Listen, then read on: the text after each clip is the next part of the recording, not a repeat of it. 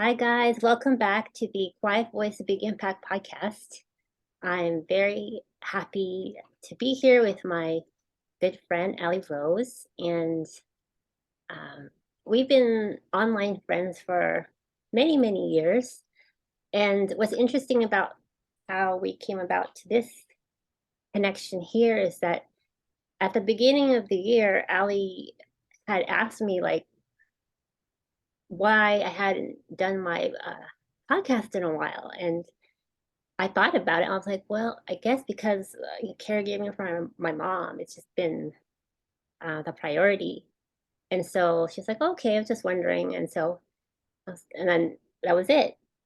After that, I had so many divine nudges from other sources, other people saying, like, just about my podcast. And I was like, okay, I don't think it's a coincidence. And so, which led me to relaunch, season two of my podcast, and it feels like I'm getting chills. It just feels like, um, with all the experience and the wisdom that I've gained over the past few years, it feels like God is saying it's time to share your voice again. Mm, It's time to share from this embodied place, mhm. because you've gained so much experience, so much wisdom, and you have so many divine connections. So I want you to be able to share in this sacred space and connect with these like-minded souls so you can help serve other introverts, other empaths, other highly sensitive leaders who may need support in helping them activate their voice, helping them lead in their own way, which is really the topic that I felt moved to talk with Ali about, is leadership and how you can navigate your own sense of leadership in your own way, in your own natural way, as an introvert, an empath, and highly sensitive. So welcome, Ali. I'm very, very happy for you to be here and to be my guest for this topic. So let Yeah, me, thank you so much for having me. oh, you're welcome. Um, so I just wanted to briefly introduce Ali. Ali is an author, coach, course creator, and the founder and owner of Your Story Matters. So before we dive into some questions to kick off our conversation, do you want to just share a little bit more about yourself for our Yeah, community? yeah, sure, absolutely. So thank you again for having me. It's so great to be back with you. And so as you said, I actually have two branches of my business. The first is Your Story Matters, which is more self-directed and self-paced. And this is where I create physical and digital books, workbooks, journals, challenges to really help people shift the stories that are no longer serving them. Hmm. And then I have the other branch of my business, which is the Rooted Wellness Collective, where this is where I work really more directly with people one on one as a therapist and a coach. And I help my clients uproot old beliefs, stories, habits, and patterns of behavior that are keeping them stuck in their lives. So, Okay, cool. yeah, yeah. So you So have that's a little bit about what I do. different levels depending on what level of support you need. Yes, absolutely. Yeah, some people, some people want that one-on-one. Some people really want to dive deep, and then some people prefer, or, I really am committed to accessibility Yeah. for people, and especially around the topics that I work with people around, which is, mental health and self-care and things like that. I understand that not everybody is going to be able to afford to work with me one-on-one. And so I really wanted to create a way for people to still accessibly, shift these stories in their lives. And so I do that through more self-directed or digital products. That's awesome. That's wonderful. Yeah. I didn't know you had the two sides of your business. Yeah. Yeah. Okay, so we'll dive in here. So my first question is, because I know you also identify as an introvert, so I wanted to ask you, as an introvert, how do you define leadership to you? Yes, definitely. I am very much very far on the introvert spectrum. And so the way that I really define it is the ability to be able to effectively guide and inspire and support people while also maintaining a balance between my own need for solitude and times of slowing down with my community's need for connection. Mm, And for me, it's really about recognizing that in order to be a good leader of a community, I need to tend to my own unique needs as an introvert really well. yeah, Otherwise, I get out of balance and everyone suffers, right? So that's how I define leadership as an introvert. yeah. Thank you for sharing that. For those of you that don't know, because I didn't know this for a long time, that the term introvert doesn't necessarily mean that you're shy or antisocial. It just means, like what Ali was saying, you just need regular quiet time to recharge your energy. You actually, your own energy actually fuels you. Not that other people's don't. It's just, I found personally, I can only take so much in terms of social interacting before my battery starts to drain. So having time alone is very essential to be able to um, fortify yourself, to feel replenished and renewed. And I like that you shared, Ali, that it's like a fine balance. There's a dance between tending to yourself while tending to others. And I'm going to be honest, like for me to lead as an introvert, and I also identify with being an empath and highly sensitive. It's like, how do you find that balance between yourself, your the capacity you need with serving others without the boundaries getting jumbled?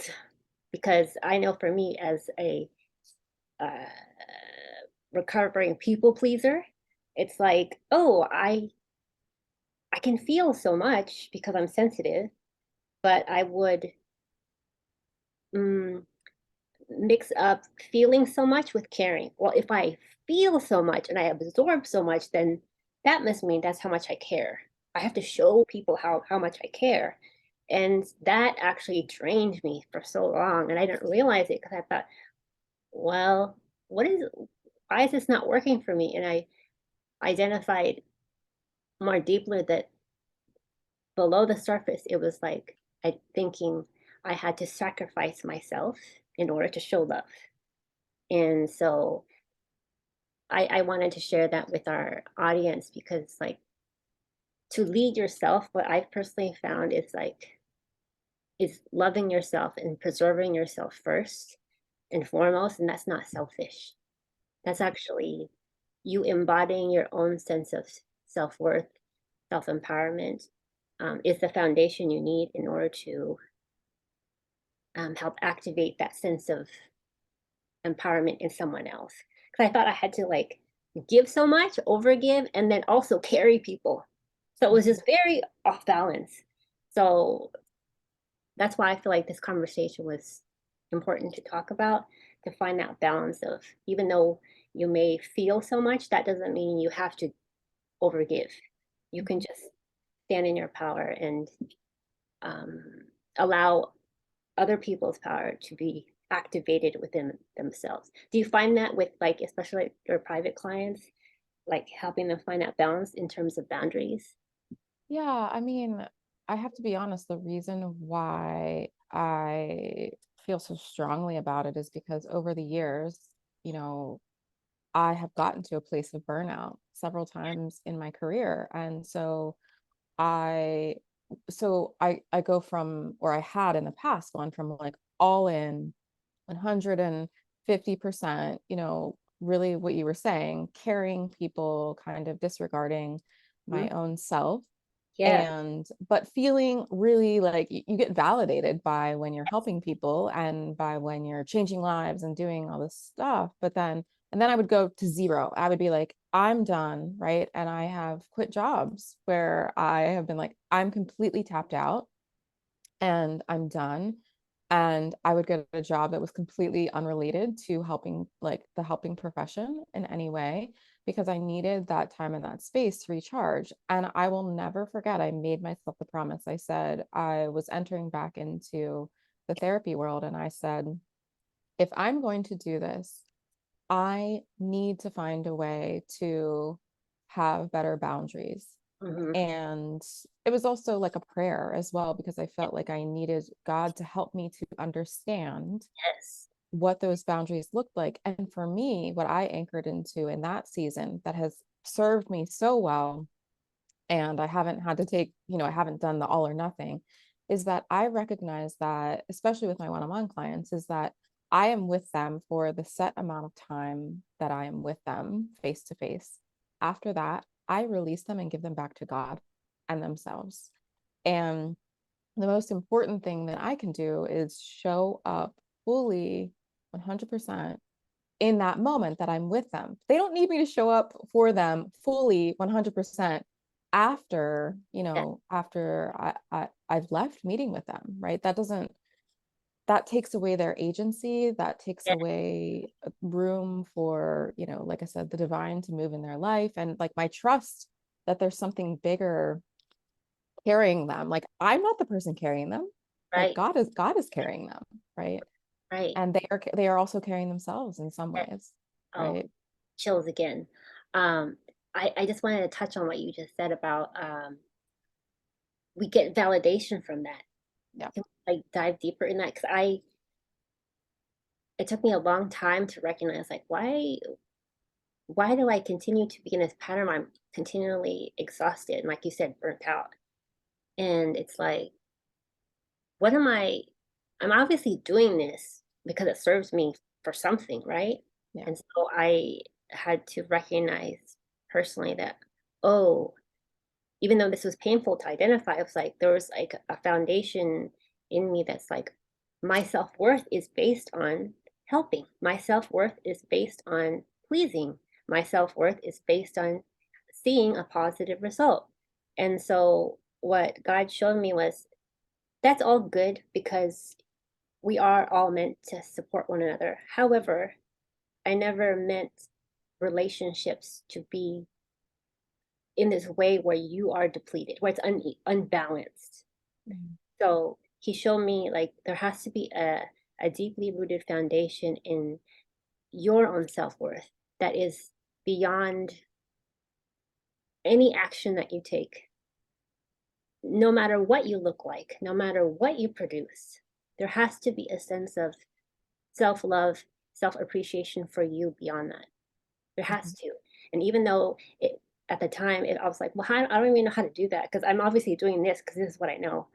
And he's like, well, that's why I'm here to help you. We're going to go Mhm. step by step, Mhm. little by little, um, and to trust that we're going to build it together. But you have to have a willingness to believe that even though this is not does not feel familiar to you, you can do it. And I actually chose you to be here, not because I need you to perform or do things. It's actually because your existence matters. And anything that you do, anything that you share, anyone that you help is an extension of that, not uh, your sole purpose of being here. Right. And so Yeah. that resonate with you. Yeah, absolutely. It can be a scary place to get when you feel like your self-worth is tied up in how other people feel about you or how much you're helping people, right? Because depending on depending on other people for your worth and your value. Yeah. When I don't believe that we were ever created for that to be the case. It's an internal Yeah. worth and value. You're valuable just because you exist in this world, not based on what you do or what you're able to offer other people, and especially not drain yourself um, Yeah. in order to serve other people, but not be serving yourself. So yes, absolutely resonates. Yeah. What do you think that comes from? Do you think that's just like just naturally ingrained in us, like as women, especially women of color too? I mean, I'm just curious what your thoughts are around that. Yeah, I find that with women, it is very much there's like a likability. It's like I don't it's we're told we're good girls, I think, Yeah, yeah, when people like us or when we do good things or we're serving other people. And obviously there are gender stereotypes that have been in play forever that I think puts the woman in the role of helper, right? So I do. I think it's just naturally ingrained in like culture and society. And I think that it can be very hard to break out of as a woman and as a woman of color. How do you find like you cultivate your own sense of personal agency or personal autonomy, your personal authority, like as a woman? Do you mind like sharing just a little bit about that? Because that's such a big part of, when you say leader, people think, oh, okay, gonna lead people and be inspirational, but it's like really it comes down to first like loving yourself, yes, preserving yourself and trusting yourself to lead yourself from a place Yeah. of power. Not again outside of other people's perception, you know. Yeah, I mean, I was gonna say, I think it comes down to leading yourself, and I think a big thing for me was being in integrity with what I'm putting out into the world. Yeah, So I love it because I often get those gut checks of like if I'm in a session with a client and I'm saying something to them, I'll often get this little something that comes up that's like, are you practicing this for yourself? right. You're saying this thing, but are you practicing this? And that was actually when I had a really big breakthrough in my it's actually when I wrote my book was when I was like, I am out of integrity with what I am what I am saying and what I am doing. And Right. it led me on a path of self-reflection and honesty, getting honest with myself. And then I was able to get honest with other people. And from that space, I was able to share more authentically and then I think show up and create a book that I think has helped a lot of people. Yes. Perfect segue because I was going to ask. So let's talk about it. Your book. So, you started that already talking about it. So that's what initiated it. So go ahead and expand on like. I don't even want to share the title. I want to let you share more about your book. Yeah. So the book is called The Divine Pause, and it's a collection of affirmations and reflections that I wrote during that season of, I really call it, it was my unraveling in some ways. It was, or shedding layers of who I thought I needed to be in order to be liked, in order to be loved, in order to be accepted, in order to feel like I belonged, Mm. and getting really honest with myself and then sharing it. So for I would say probably a year and a half to 2 years, I wrote a daily affirmation and reflection on Facebook, and people kept saying, it was about my own experience. I mean, these were basically love letters to myself. These were the things that I was saying to myself to get me through the season that I was going through. Yes. And people kept saying, when are you going to write a book? When are you going to write a book? And I was like, I'm not going to write a book. I'm like, hello, this is a book. Yeah. And I was like, I'm not going to write a book. And then one day I was out, I was taking a hike. I didn't have my phone. I was completely disconnected. And the introduction for the book just dropped into my mind. And I was like, well, I guess I'm writing a book now. Hmm. And it flowed from there. That's beautiful. So, what does a sacred pause? Can you expand a little bit more? Because I read the book. It was people definitely find the book. It's we'll talk more about that online where they can find you and all Mhm. your resources. But sacred pause. Can you just share a little bit more about that and how it has helped you, like applying that in your life, how it's helped you? Because that actually is leading me to my next question about um, how other introverts and sensitive souls, how they can apply this sense of pausing to actually see it as an integral part of creating sustainable success, and leading yourself on that path. Yeah. So I really view a divine pause in two ways. It can either be something that externally is forced upon you, and that can look like the loss of a loved one or a car accident or something like that, that really disrupts your life in a big way. And it forces you to pause. Or I look at it as an internal kind of like getting to the end of yourself internally, and just that's where I got to, right? Nothing, there was a little bit of external in that my relationship at the time, I knew that it had an expiration date, but it was more of an internal like questioning of, can I keep living my life the way that I'm living my life right now? Like, can I do this? And the answer was no. And so I really just decided like, I did. I just paused. Like I think I journaled, I read, I wrote for I would spend 2 hours in the morning just reconnecting to source because I was like, I have really lost my way. Somewhere along the way, I've lost my way. I don't know how it happened, but I am far from myself. I'm far from the divine. And if I want to get back to myself, I need to press pause.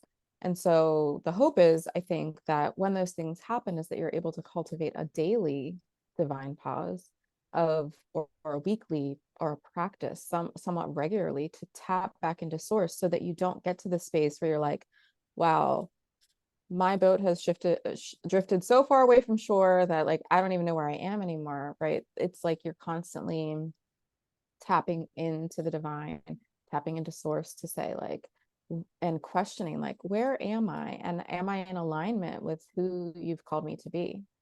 Right, right. And it takes courage to actually go inward.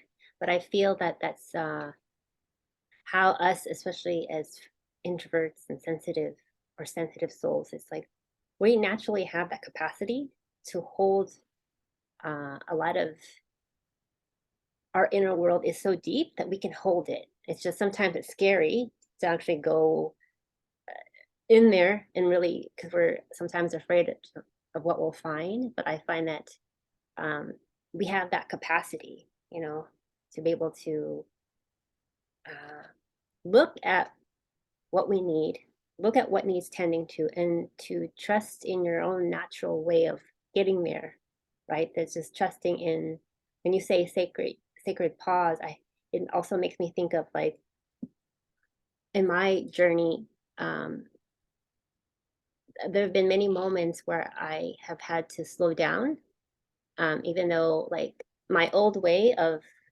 uh, navigating the world and just powering through was more masculine. And I would just get shit done. Like I would just do it. I wouldn't even question it. I just go, go, go. I knew my strength was to execute, and I was so gung ho on getting to the result. I really didn't care about the middle part. I was like, we just need to go from A to Z as fast as possible so then I can feel good about myself. I didn't know that at the time, but it was only until when I was diagnosed with rheumatoid arthritis that was when God forced a pause on me. And I was like, oh, and I couldn't, like, I was suffering with so much pain. I couldn't walk. I had a throbbing pain that would travel everywhere. And it was like that forced me to actually look within Mhm. because I knew instinctively if I didn't, my situation would get worse. Mhm. So I slowed down. I was forced to slow down. And to this day, I still apply that sense of, I call it like this turtle way Mhm. of um, giving yourself permission to honor your natural pace, your own natural rhythm. And even though I thought I had to hurry and rush and, you know, keep up, it was like, why? I had to ask myself, why am I doing that? Because me continually pushing myself beyond my capacity has gotten me sick, has gotten me miserable. So I have to recognize, like, what is it that I need that maybe other people don't need, but I need to slow down and to sustain myself, you know? So that does include pausing, but it also includes like just really allowing yourself to be okay with being fully present in your own pace, your own rhythm, in your own discernments, regardless of what's happening outside of you. And that's encouraging to me because it's like, once it really hit me and God was like, this is how you need to operate moving forward. I was like, oh, Mhm. it was such a relief because I was Mhm. like, with social media and just seeing what's presented Yeah. in general in the world, it just feels like everything is always in a rush, Mhm. rush, rush, rush, rush. And I'm just like, I felt like, is there something wrong with me that I can't naturally keep up with this? What is Mhm. wrong? And guys showed me it's like, no, that the pace of the world is the pace of the world, but you're naturally built like this for a reason. And you have to honor that. And it's your responsibility to sustain yourself. And so, Mhm. regardless of how other people are winning their race, you're meant to win your race Mhm. in your own time, in your own season, in your own rhythm, with your own divinely guided trust and knowing that you're going to get to where you need to go at the right divine time. And Mhm. so, which became very freeing. It was like, oh, I felt liberated. Like, okay, you mean I don't have to compete with other people? I don't have to compare myself to other people. I can literally win my race, and that matters. And God was like, yes, that's why you're here. You have your own lane, and there's no competition. If you really sat with that, Jennifer, if you can own your own lane and you can trust that you're meant to win your lane, Mhm. that's all you need to focus on. That's where the joy is. That's where the prosperity is. That's where everything is, but you have to have that courage to actually walk that line with you, with me, and then of course you're going to meet like-minded souls along the way, but they're in their own lane too. So there's no need to even be threatened by other people, right? That's why I love connecting in this ways because I love seeing people in their power. I love seeing people in their elements, especially, my fondness for women who are more on the sensitive side, more introverted, is because I, growing up, I had so many stereotypes projected on me, like, you're too quiet, you're too sensitive, blah, blah, blah. And I always felt like there was something wrong with me. But, now it feels like a liberation and like a coming home, like, okay, it's okay to be me. And I can find other like-minded people like you who are rejoicing in their own um, how they're naturally built, right? This is how you're built, and you just have to like accept that, right? Yeah, which is easier said than done, of Oh course, yeah, because, but yeah, that's when you can do that, then it's very freeing to operate in that space. yeah. Do you have any like practical tips that people can apply in their own life as far as um, applying the pause in their life, a sacred pause, or any sort of things that to help because really my intention for this episode is to help other introverts and sensitive souls really feel they can give themselves permission to lead themselves in a way that and create success that feels sustainable, right? It Yeah. feels empowering but sustainable to them. So if Yeah. you have any like tips on what you've done in your life or anything that maybe people can apply. Yeah, I think that part of it is being really intentional, right? It's about I have blocked off on my calendar like a period of time where, you don't have to be rigid about it, but I have a period of time every single day where that is like my quiet time, and that doesn't look the same every day. Though I have things that I might do during that time. Sometimes I find that I journal. Sometimes I find that I listen to music. Other times, most days I go for a walk. I think it's really cultivating, you know, anything that is going to lower the volume of some of the outside noise Yeah, and be able to turn up the volume on internal and the voice of the divine. So even I know listening to music is some type of external noise, but the type of music that I'm listening to really speaks to my soul and helps me to feel connected to the divine in that way. So some people like it to be more rigid, like every day I'll journal and I'll do this thing. Some people, I'll often say, make a list of things that you could do during that time that quiet your mind, and mhm, just choose from that, or just tune into what you need, or ask yourself the question in the morning, like, what do I need most today? yeah. So yeah. Like making just setting aside some sort of sacred time to whatever it comes up for you, but just creating the time to actually tend to yourself Yeah. and allow allow yourself really to be present with yourself, which I think sometimes it's hard for people, especially with social media and stuff. It's easy to just sit there and scroll and scroll and scroll, but yeah, it's important to find time to just be. It Mhm. sounds so simple, but it's just like that's actually the hardest thing is just allow Mhm. yourself to be without letting your mind play like Mhm. over and over. Like, just allow yourself to be, you know, Yeah. Yeah, I think you hit on it. I think people are afraid of what they'll find if they're just being with themselves. right, And yeah, it can be hard to face certain things, but I think there's a quote and I am blanking on who it's by, but it's like nothing can be changed until it's faced. right, And so I think a lot of people want to make shifts or changes in their life, but they're not willing to face what's actually going on. It's kind of like locating yourself on a map. It's right, spending the time to be like, okay, where are you and where do you want to go? But you can't get to where you want to go if you don't know where you are to start with, right? right. So it's like your internal GPS system of like, okay, where am I? And where is my, I don't actually think there's like a destination that we get to, but which direction do I want to be going in? And am I still going in that direction?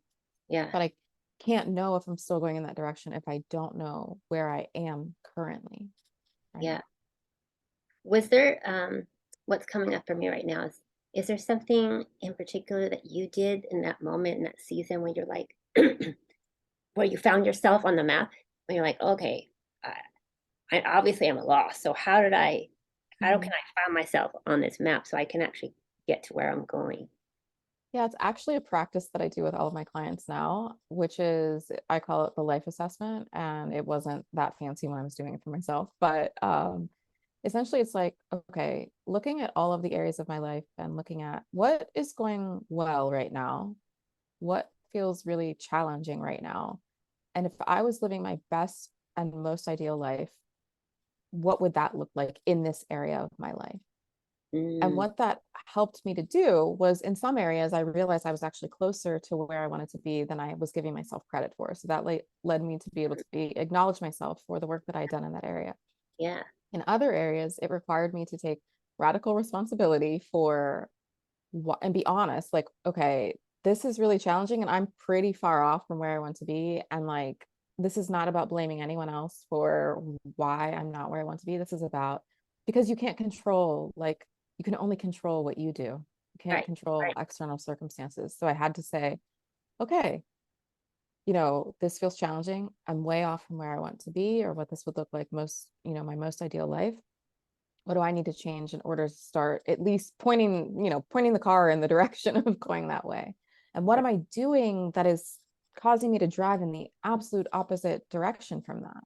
right, Right. And can I stop doing that? Can I start doing something else? right. Did you have to ask for help or did you just do that work yourself?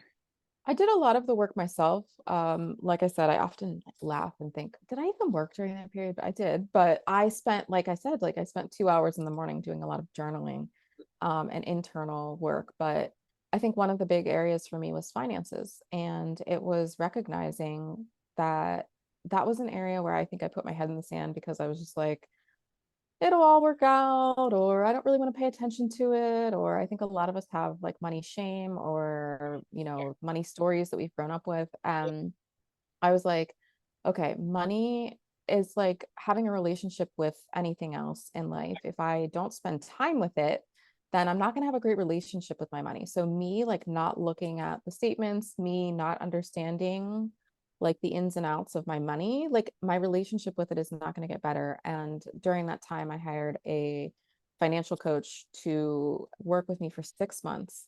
And so it was a level of accountability because someone's eyes were on all of my accounts. And we met every week for 3 months and then every other week for the next 3 months. And it just really helped me get intimate with my money. And it honestly, that was probably one of the best investments that I've ever made. It changed the trajectory of my life. It changed the way that I feel about myself as the business owner and the way that I feel about myself as a person and my ability to handle things and get acquainted with something that for a while felt really scary. So Right, right. It's really interesting. Did you find that you don't have to share, too much detail, but did you find that you had to separate your personal sense of self-worth with your money? Is that in order to have a more neutral perspective? yeah, and I think that that's where the coach also helped she was amazing. And so there were tears and, you know, there was shame, and she just held such a beautiful space for me to be able, and just reflected back such great, like I'm getting teared up just even thinking about that session. And she just held such beautiful space for me and reflected back such compassion that it was easier to move through, because I had someone reflecting back a different picture of myself than what I had created in my head to me, and who was painting a picture of hope and creating a picture of, okay, that's the past, but you're here now. Can you acknowledge yourself for the fact that you are here now doing this for yourself? And here's the image of what could be if you continue on this path. Right, right. Because your journey sounds similar to mine also when I was uh, developing a stronger relationship with money. Um, it was like any other relationship, it's like finding the safety in it. How Mhm, can I feel safe with this relationship? And um, really separating like I associated making money with self-worth. Like if I'm successful, if I'm making this amount of money, then I feel good about myself. If I am not making this amount or if I'm not being productive, then I feel bad. So it's very up mhm. and Yeah. down. So, finding that sense of inner stability. Mhm, People associate money with like, yeah, I want to be stable. And I'm like, okay, that sounds good. You always have money. But on the deeper root is like, is there a sense of safety and stability within yourself that regardless of mhm, whatever is happening outside of you, you're mhm, ultimately the creator of anything, and that includes money. Can you be that stability, that foundation for yourself? Can you support yourself regardless of what's happening outside? It's interesting. I didn't plan to talk about money on this conversation, but I yeah. find money and just building wealth for yourself is a part of leadership because you have to be able to support yourself, sustain yourself, nourish yourself. So and money doesn't have to be scary.